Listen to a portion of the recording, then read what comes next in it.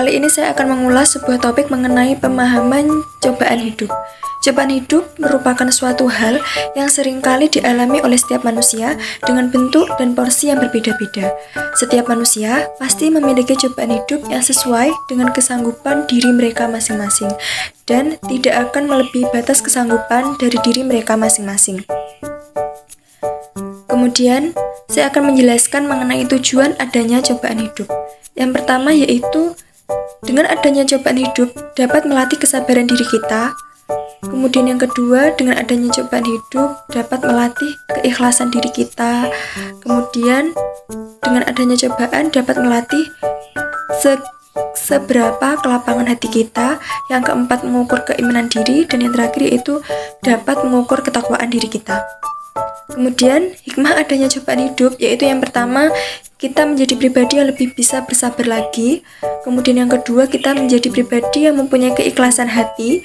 Kemudian yang ketiga, kita menjadi pribadi yang lebih berlapang hati lagi. Kemudian yang keempat, kita lebih dekat kepada Allah Subhanahu wa Ta'ala dalam hal beribadah.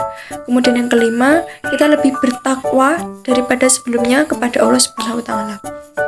Kemudian ada beberapa ayat-ayat Al-Quran yang berkaitan dengan cobaan hidup. Yang pertama, surat Al-Imran ayat 139, kemudian yang kedua surat An-Naml ayat 62, kemudian yang ketiga yaitu surat Al-Insyirah ayat 6, kemudian yang keempat yaitu surat Al-Baqarah ayat 214. Jadi kesimpulannya, sebagai konselor kita harus bersabar dan berlapang hati dalam membantu setiap konseli kita dalam memecahkan berbagai masalah yang sedang mereka hadapi. Setiap konseli pasti memiliki permasalahan yang berbeda-beda dengan latar belakang yang berbeda-beda pula.